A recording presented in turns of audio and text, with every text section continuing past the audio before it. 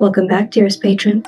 As we alluded in our previous episode, it turns out the Chattanooga Public Library system actually has more than one haunted branch in its system. Now let's wrap up this story and learn more about our local haunt, Eugene. Gather close, dearest patrons. I have some grim history to share with you.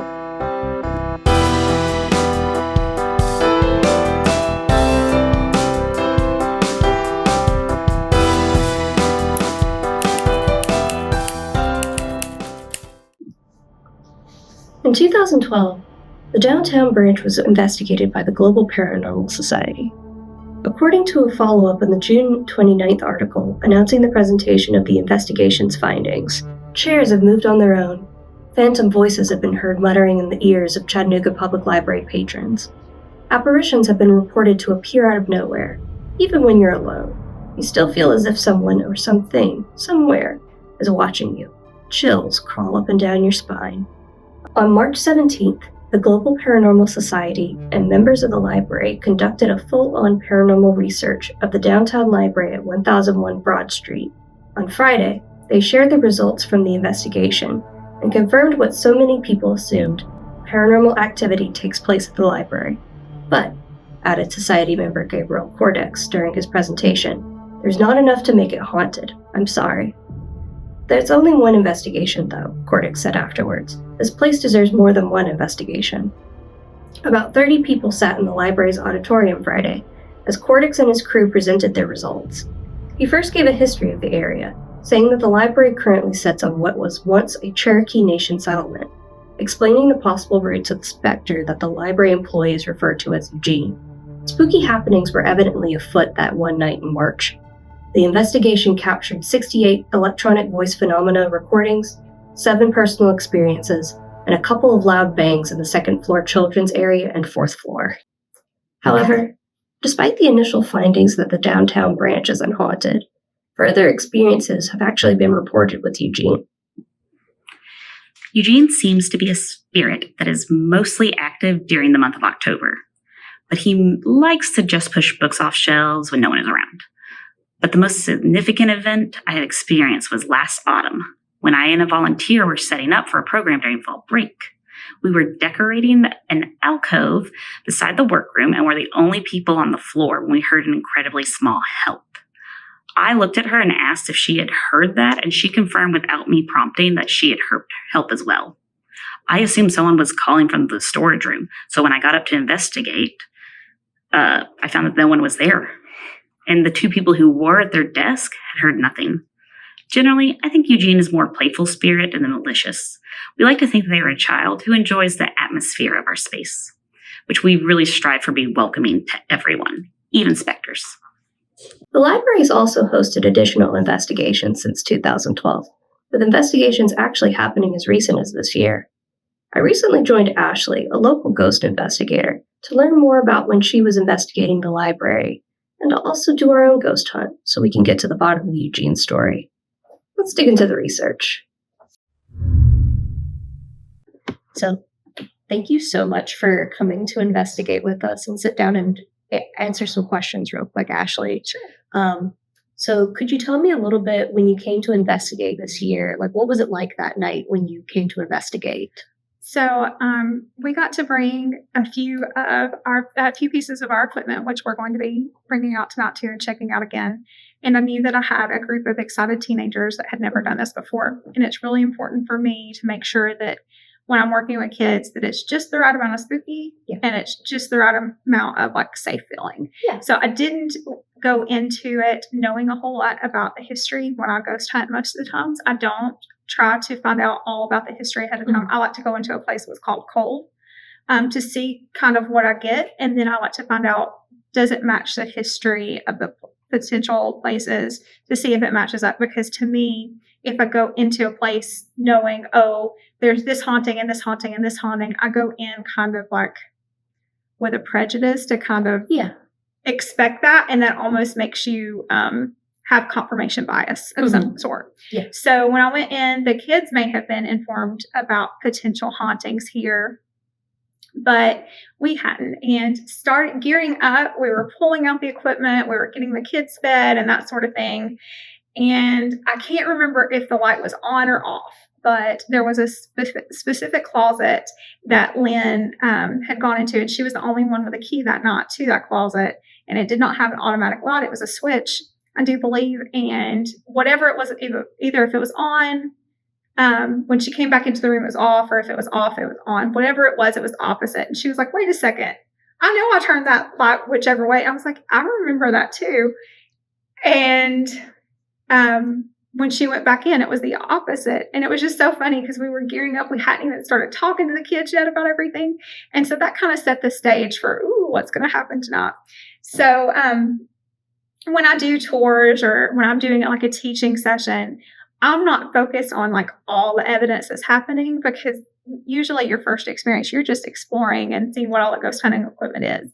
And you're letting kids, especially, have authentic experiences. Yeah. So really what I did at that point was I just managed how they were doing things. I'm going to show you guys some of the equipment that we got out and we used, that I let them use, and I showed them the methods that we use, and they got to take turns, and they got some potential direct responses to the questions that they asked. And they were always running back up to me going, oh my gosh, Miss Ashley, this, and this happened. And I was like, and that's what I want people to do. I want people to explore it, to be interested in it. I want people to take it seriously, because it is a hobby for me, but it's something that, to me, it's not been something that's taken seriously in the scientific community and explored. And when we get kids excited about something like that, to want to take it seriously, to look into it as a serious hobby, maybe we can get people to look at it differently in the future, to know what's on the other side, because we're all curious to a degree of some type what is on the other side. But I remember the kids just like, they were using the dowsing rods and getting yes and no answers to everything. And I'm like, do you think that this is potentially, this or this? And I was like, you never know. You just write it down, you document your experiences, and then you look at the overall picture of everything.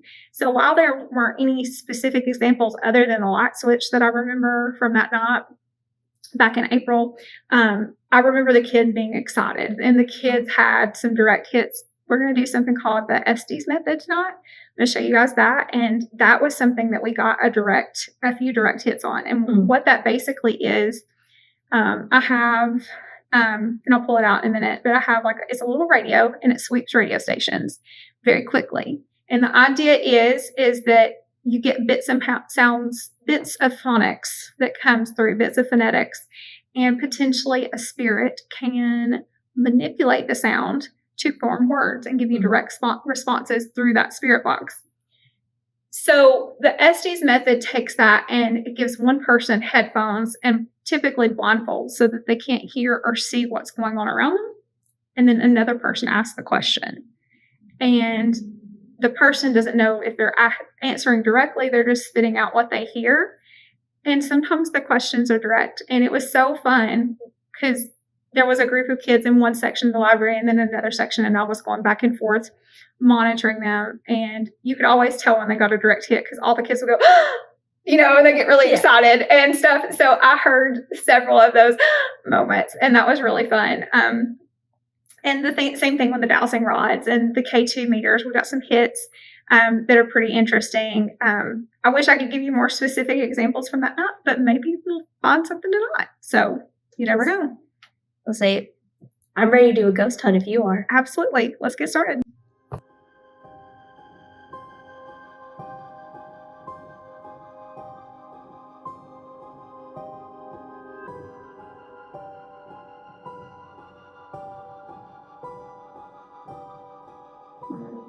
So can you tell me a bit about what we've got right here now?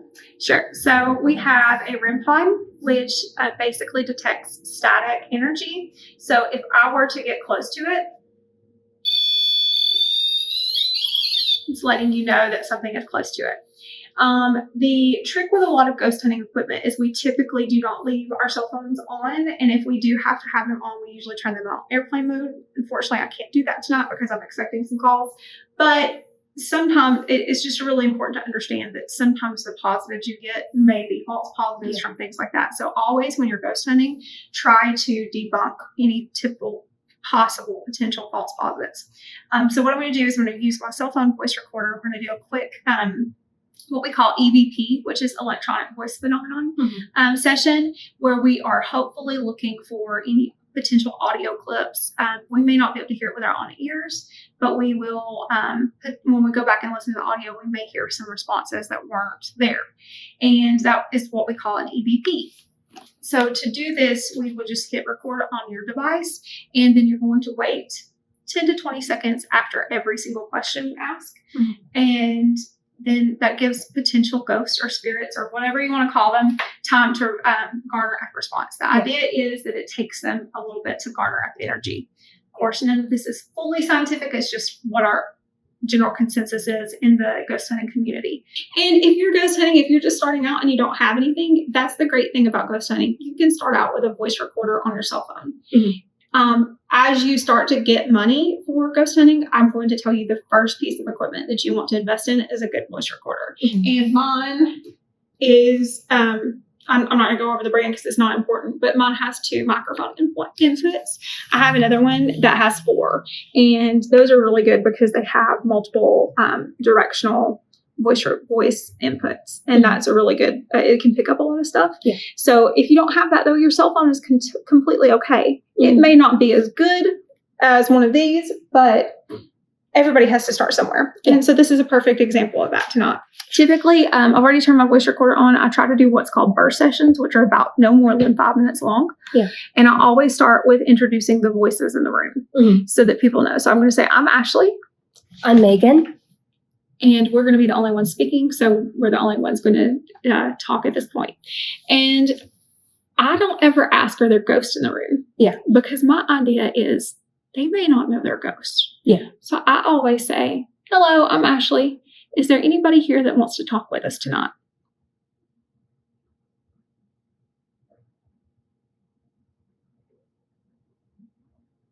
And at this point, we can ask anything you want. Sometimes even asking, what kind of hamburger do you like? Or what kind of drink do you like to drink for breakfast?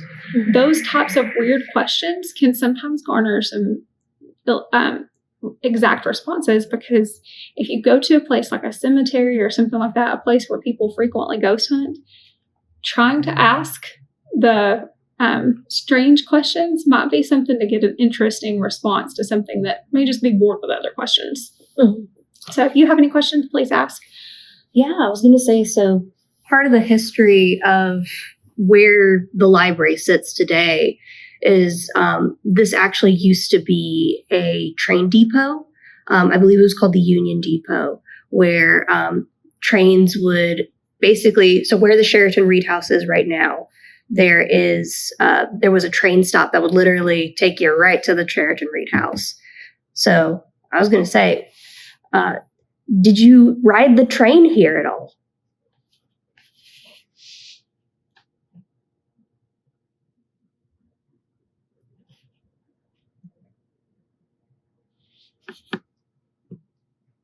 When you came here on the train, were you visiting family?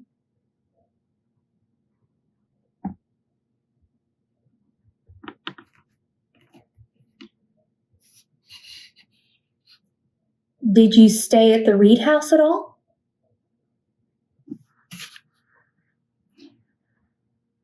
Were you here during the Great Flood?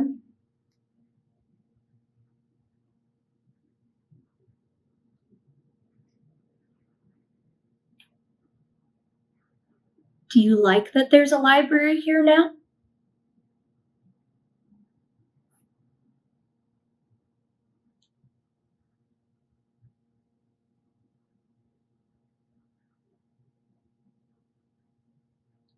What is your favorite book to read?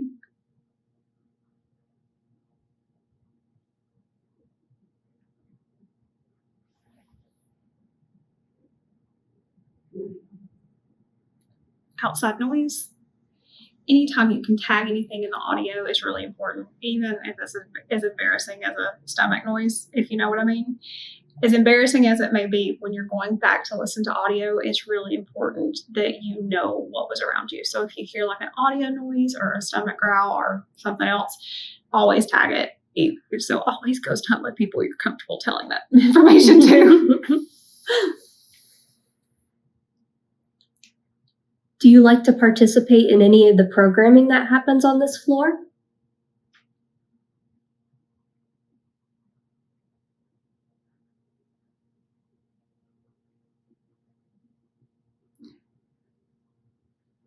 Did you guys hear that? So we just heard a noise.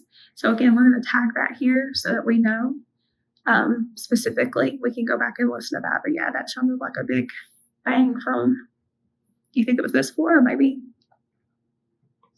potentially? Yeah? Interesting. So we may have to check that out in a little bit. I'm going to stop this session just because it's a lot to record all at once. Like I said, you want to do short bursts so that when you're going back and listening to your review, you're not listening to big chunks of time. A lot of times what I'll do is I'll have one recorder on me all the time that stays on, and then I'll have a separate recorder to do my burst sessions. And the reason I do that is because if I catch something on my burst session, then I have my long audio that I can listen to and go back and have a second device to check that on. So we're going to do another quick EVP session, but we're going to change things up a little bit this time around. We're actually going to be joined by my friend Gideon. He is one of the second floor kids that he's actually experienced a couple of things with Eugene. So we're going to see if things change up a little bit with this EVP session. How old are you?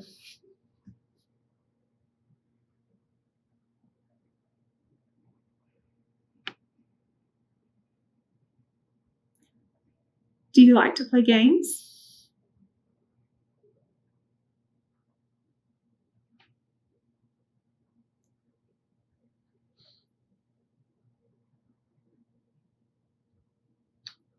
Do you like to play tricks on people?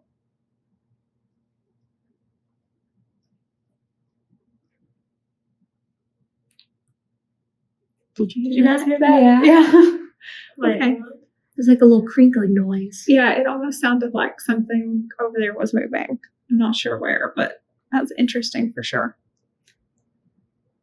Gideon, ask him about the hair. His hair. Is your hair curly?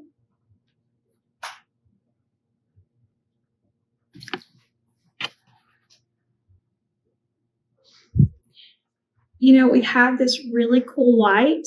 I'm going to show you how it works. If you touch it, it'll make these really pretty cool lights and noises go off. So I'm going to move it out just a little bit. If you feel so inclined, you can definitely come and play with that light. It won't hurt you. It's just something cool to play with, and it lets us know that you're here.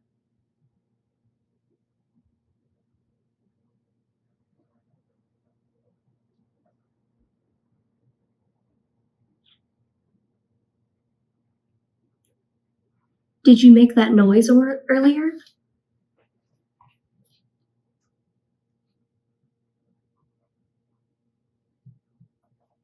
Do you like to draw?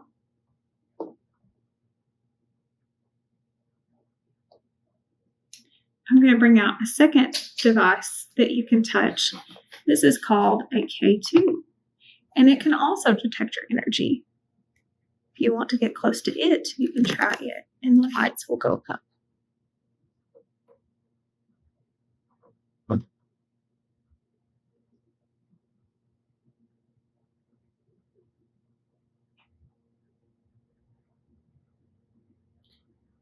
If you made that noise, can you try to make it again?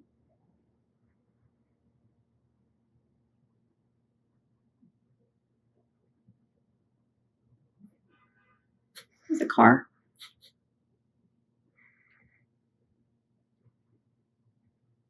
The joys of being a downtown library. Lots of car noises.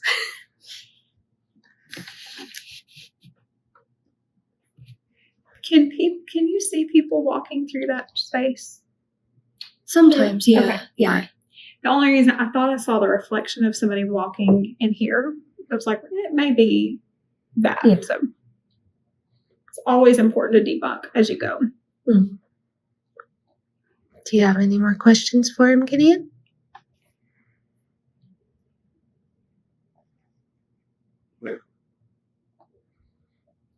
Hey, Gideon, would you be willing to go on a race with a ghost? Okay, so this is what we're going to do. You're just going to kind of start off. I have seen this happen before and us actually get evidence. But what you're going to do is you're going to invite the ghost to go on a race to the window with you. You're going to start right here. And we're going to say, ready, set, don't say go. See if they say go. And then you go and run and try to touch the window. If Eugene or anyone is here, Gideon wants you to go on a race with him to the window. Eugene, you want to race with me?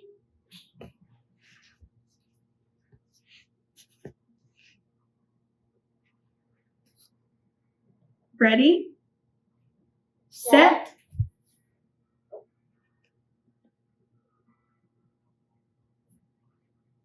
And then you can go whenever you're ready. Can you say go?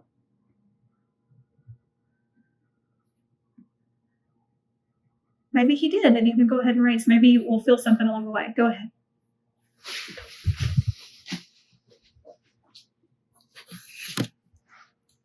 Did you beat him? Did you beat Gideon?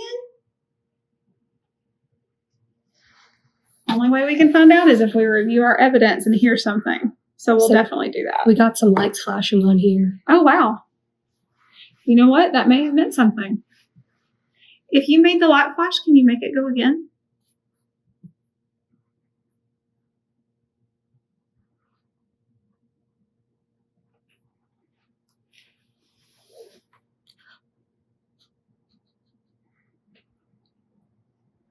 I thought for a minute that was my phone, but then it couldn't have been because it did. It just went again.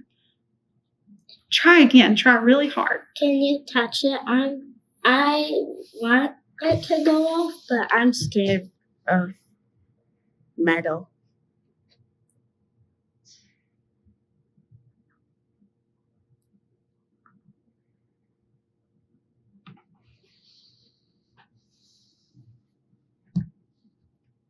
Did you like the race? Touch that if you like the race. Thank you. That was so cool. Can you do it again? That was awesome.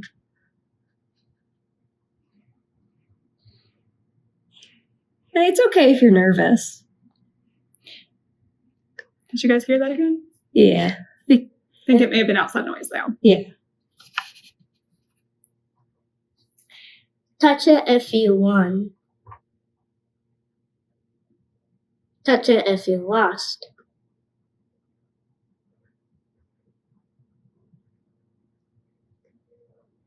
Can you touch the light if you just enjoyed being able to play again?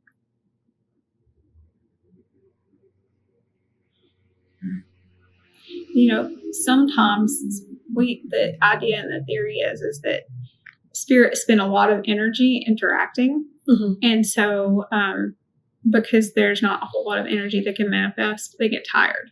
So sometimes there's a little bit of a spike of interaction and then it wanes back down. Mm-hmm. So that could also possibly be what's happening. Yeah.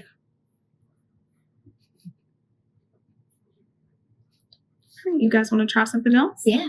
So we're going to be doing some dowsing rods now. Do you mind kind of explaining a little bit of how the dowsing rods work? Yeah, so there's a lot of different methods with dowsing rods. Dowsing rods have been used for a long, long time for different things. But for ghost hunting, what we typically do is we try to ask yes and no questions.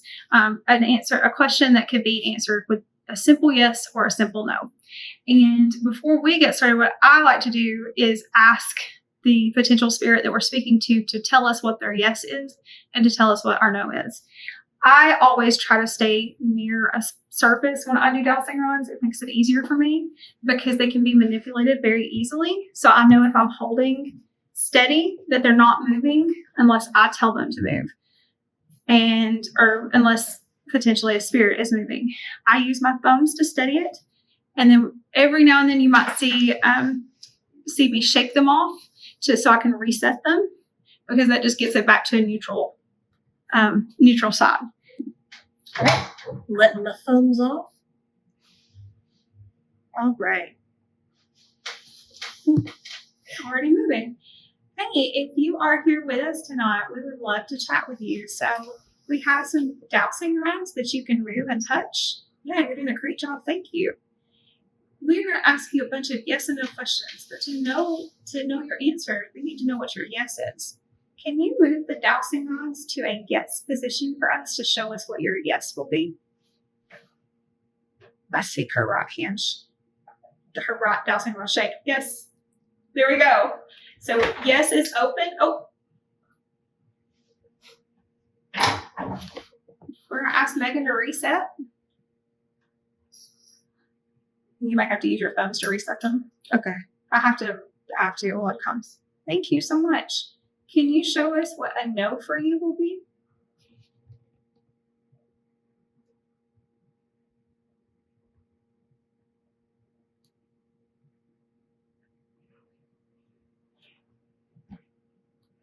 So no is either they're beaching or crossing. Thank you so much for helping us out here. We appreciate it. All right, go ahead and reset. Sometimes you can reset after each one, and sometimes they'll reset for you on their own. That's Okay. weird. All right, letting the thumbs out.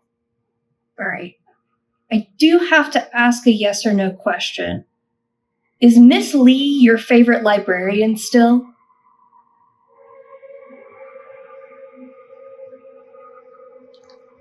Oh my goodness.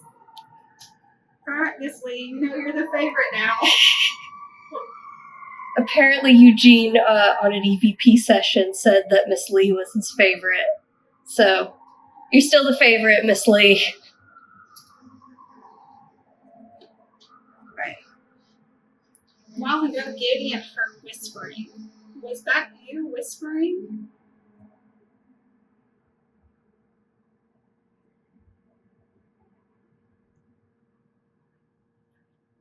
I'm going to take that as a no.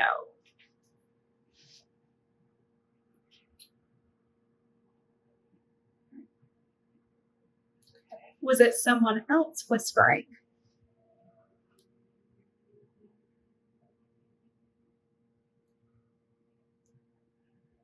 Indecisive.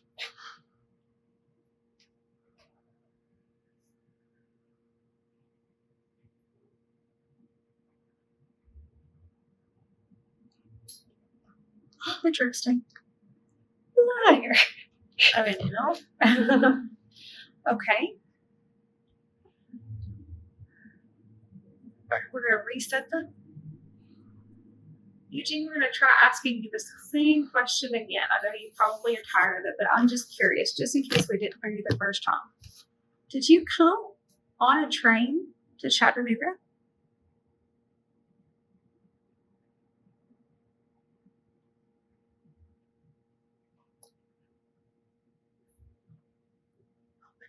That was a noise I did too. Awesome. Thank you so much, Eugene. Thank you for giving us that answer.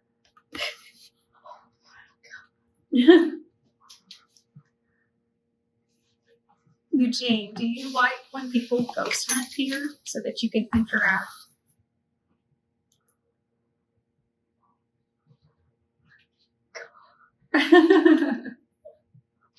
Thank you, Eugene. We like you too.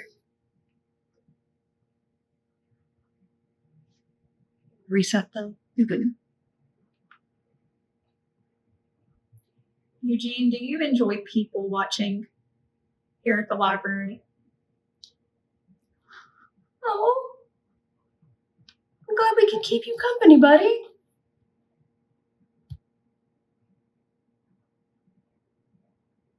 All right, I do have a question. So when I first started working here, I had something happen where a bunch of DVDs flew off the shelf. Was that you interacting with me that day?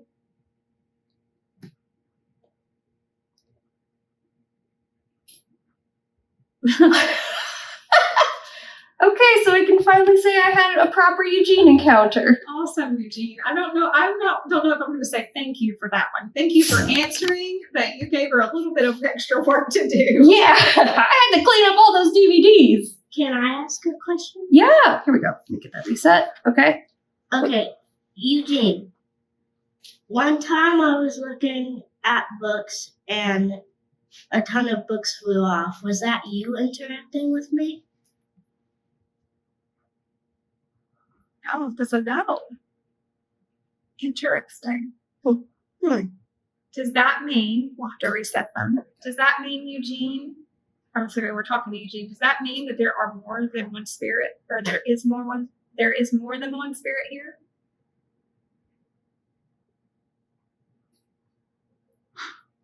Oh, wow. I know there's apparently supposed to be another ghost up on the 4th floor. She's colloquially referred to as Eugenia. Eugene. Let's say. Do you guys like to play practical jokes on people? I think that was a definite yes. I mean, he got a lot of time on their hands. Yeah. Yeah, you got a lot of time on your hands. Do you guys get into mischief when the library is closed? No. No. So you behave. You're good patrons. Okay. So, interesting. So, Eugene getting Oh. upset. What? So Eugene, I'm going to ask you to give Megan a hug. Have you ever given a hug with the Dowsing Rods? What you're going to do is you're going to take them and you're going to touch Megan with each Dowsing Rod. Can you do that for me? Just remember, it's the Dowsing Rods touching you, not the actual ghost. Okay. Absolutely. I love when they do that. I've never gotten a ghost hug before. Here we are. So what's the next piece of equipment we're going to be working with tonight? So we're going to be working with something called a spirit box, which is an SB7. I have an SB7 and an SB11. Basically, what this does is it sweeps radio stations at a fast frequency. And the idea is that spirits can potentially manipulate the phonetics from these machines and give you direct answers. The problem with SB7s is because they're giving the noise out loud, you can use the power of suggestion. Like, you may hear yes, I may hear no, but if I say it out loud, then all of a sudden you're questioning yourself. Oh, well, maybe I heard that too. So we have, in the ghost hunting world, developed something called the Estes method, or the Estes, depends on where you're from as to how you say it. But basically what you do, I'm not going to use blindfolds right now. I heard that noise too. But you plug headphones into it. Before I'm going to show you actually what it sounds like, I'm going to turn the power on just so you can hear it. There we go. Just So you'll hear those bits of information. Obviously, you're hearing the radio. Just for a second. So it takes a little bit of time to get used to it. But what I'm going to do is I'm going to put the headphones on. I'm going to let you ask the questions. Okay. And then I'm just going to spew out what I hear. They may be direct answers. They may be off the wall answers. You don't know until you try. Are you having fun? Oh, the light just went off. Was that you?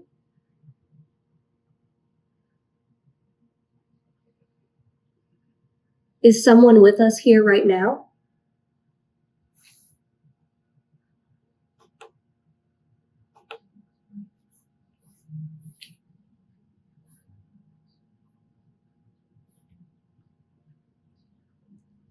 It's clear. Okay. Are you having fun hanging out with us tonight?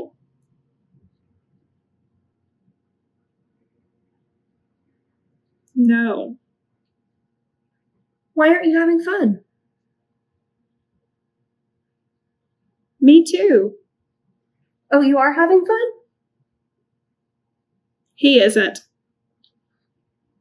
Who is he?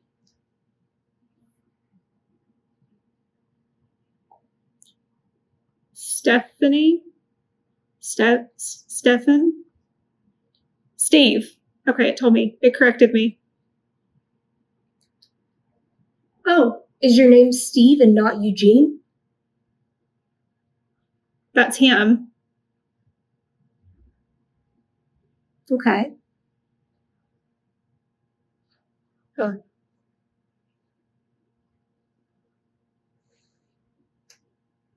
I'm sorry, I'm legit actually getting freaked out. Can I pause for a sec?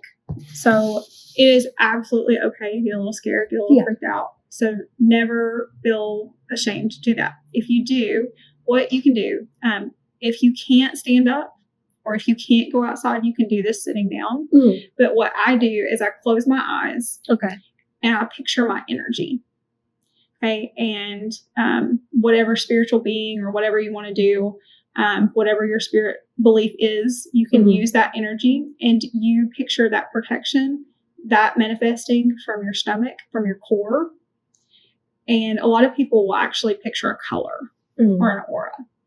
And that's not necessarily unique to any sort of belief. A lot of people will picture that. But what you basically do is you feed that aura and that energy with positive and happy thoughts to help cleanse your mind. And as you do that, that energy you will feel, and sometimes it's a prayer, sometimes it's whatever your faith belief is, you focus that energy and you will literally see that energy start to grow inside you. Like you can picture it from the outside in.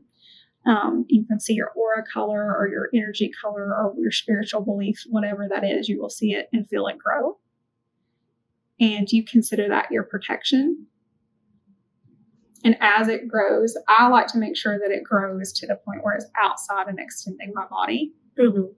Because then I know that that is what's protecting my body spiritually. Sometimes you can picture yourself, this is even like a meditation grounding technique. You can picture like a waterfall and the shower droplets raining over your head, and you can feel each droplet of positive energy growing if you're still struggling. I always find it beneficial to do this outside the space if you can, and standing up and actually touching the grass if you can. But if you can't, this is still beneficial to sit and ground, because basically you're feeding yourself positive energy, because what happened could be a little spooky. But yeah, happy moths. Absolutely. There you go. So that's a grounding technique, and it can work for any sort of meditation. So just focusing on your internal positive energy and feeding it with positivity, whatever that looks like. So wrapping up tonight. So we got some really interesting firsthand experiences. We had some lights go off. We had some noises go around. We've got some direct responses with the Dowsing Rods and with the spirit box method that we use, which is the Estes method. I felt like it was a pretty successful ghost hunt. What about you? I was going to say, for a first time ghost hunting, there was a lot of stuff going on tonight. So I think it goes without saying that your Chattanooga Public Library may actually be haunted. Dearest patrons, thank you so much for joining me this spooky season as we've taken a journey into the more grim parts of our history. Until then, see you later, and happy Halloween.